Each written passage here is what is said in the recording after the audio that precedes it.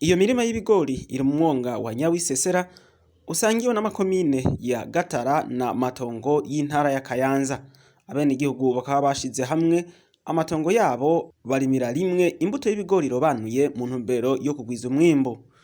Urongoye ibiro vy'uburimyi, ubworozi n'ibidukikije muri iyo ntara ya Kayanza ari kumwe na bamwe mu bajejwe intwaro n'umunyamabanga w'umugambwe CNDD-FDD muri iyo ntara bakaba barishikiye muri uwo mwonga kuraba ingene umwimbu wifashe. Bace babandanya gutanguza isekeza ryo gusarura imirima y'ibigori mu mwonga wa Nyandirika uri muri komine Butaganzwa no ku mutumba Ninga uri muri iyo komine nyene.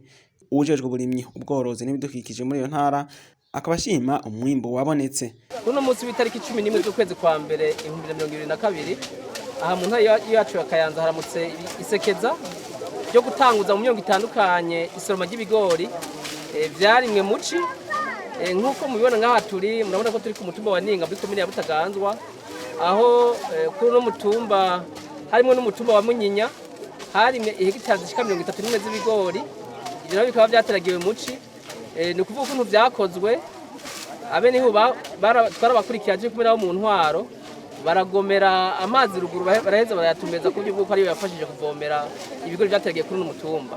Rero nkuko mwebonye aho twahere muri komine ya Gatara turabereka umwonga wa Nyawisesera nawo uri ku hegitari arenga 40 gatoyi naho mwabonye ko ibigori naho bisa n'ivyeze kandi naho mu mitagi kwa gatanu tariki 15 naho bazobisoroma.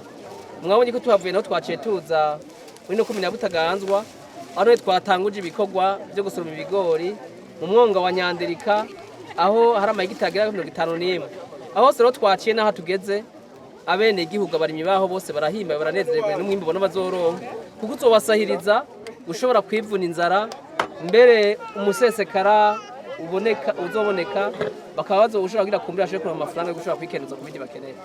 Eka n'abarimyi barashima uwo mugambi wo kurima kijambere kuko ngo wabazaniye akarusho mu bijanye n'umwimbu. Uwo mugambi urangiriye akamaro kanini kuko mu mwimbu umuco naho ndi makera yarima ibijumbu umwimbu ngo naronka. Uwo mugambi nawo mwiza cyane turabuzima cyaho kintu no bahanura yuko nabo nyene ukurikiza uwo mugambi bakarima imirongo kuko leta n'abajeje babitwigisha abamoniteri barashobora kudufasha bakikoruku bakatwereka ingene dukora tukabandanya umugambi twarawufasha. Umwimbu urashimishije kuri twara turima tukaronka kugori ataca kumaze ariko ubu turaja tugahimba tukaronka icyo dushora tukaronka n'ibyo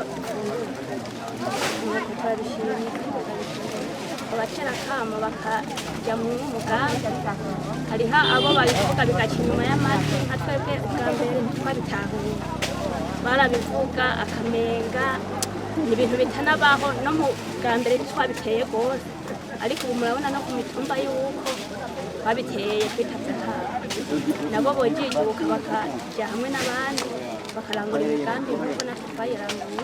Adana niyo nsaba akamenyesha ko abo barimyi bahimirijwe kuzobandanya guhurumbira uwo mugambi naho umugambi Prodefi wahora ubafasha warangije ibikorwa vyawo muri uwo mwaka urangiye w'2021. Ego nivyo imyonga imwe mu ngaha mu ntacu ya Kayanza hari umugambi wari ubafasha umugambi wa Prodefi ubafasha mu kubaha vyankenegwa hama nabo bakazana ingufu zabo ariko uwo mugambi ukaba urangije ibikorwa vyawo kugeza mu mwaka w'2021. Rero icyo turiko turakora turi kumwe nabo mu ntwaro nuko twamaje guhimiriza abene igihugu abarimyi b'iyo myonga itandukanye ko bomenya ko umugambi wose ufise igihe utangura n'igihe uherera.